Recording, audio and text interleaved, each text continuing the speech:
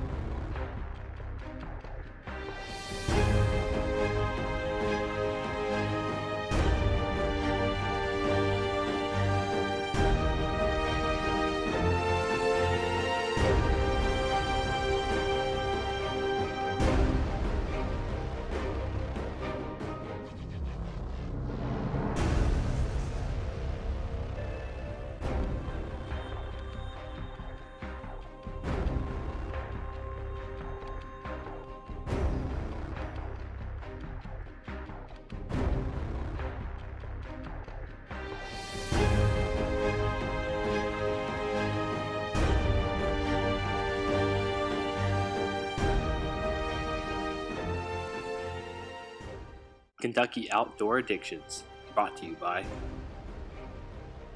Wacom, Black Eagle Arrows,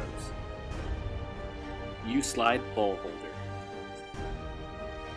Mac Custom Turkey Calls, Treason Camouflage, It's Me Time Decals.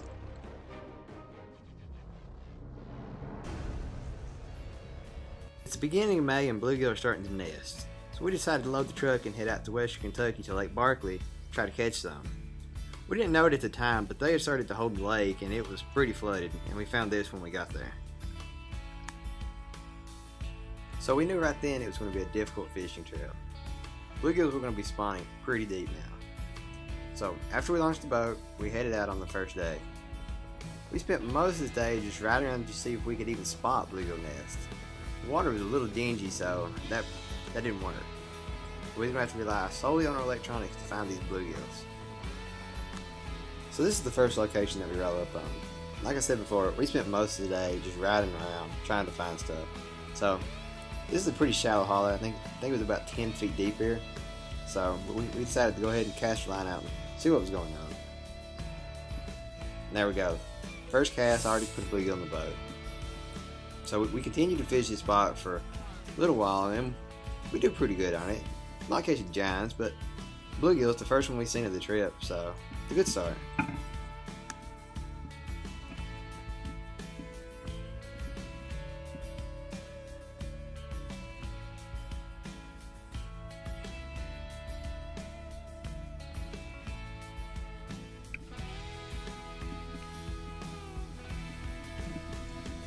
And that's Michael Harris fishing behind me.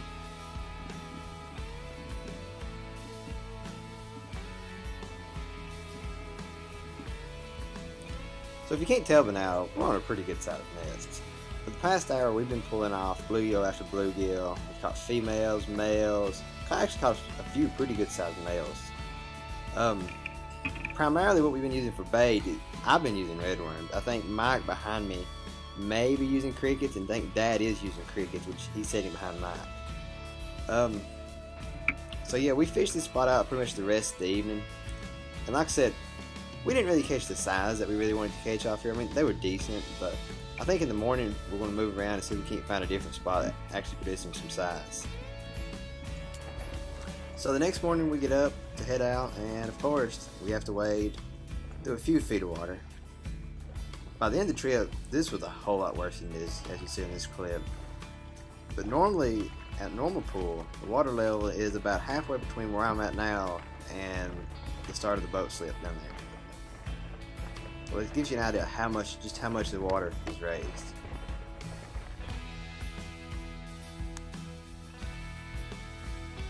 So if you notice, this cooler, it's absolutely full of fish. We ended up catching about probably 80 bluegill yesterday. So after we headed out on the lake, we decided to stop at the marina and replace some of the bait we used yesterday.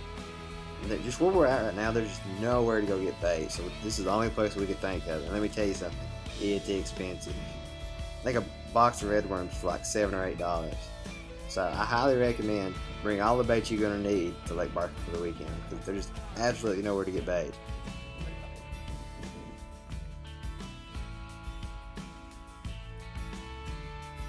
So we ended up going back pretty close to where we was the day before. Actually, we're just on the other side of this creek channel, to be honest. But we decided to go back here because this is one of the only places that we could find that was somewhat still shallow.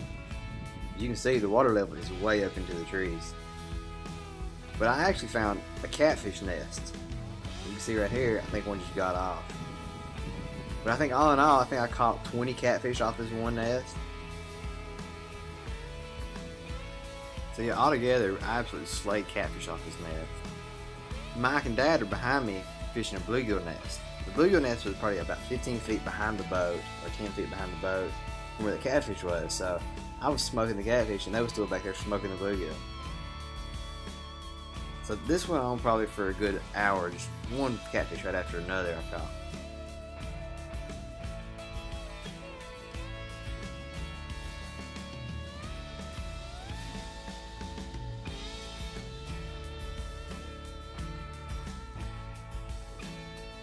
So this spot, we're on a really good sized nest here. I mean, we're just catching bluegill after bluegill, and they're good bluegill too. That one Mike just caught, definitely going in the cooler.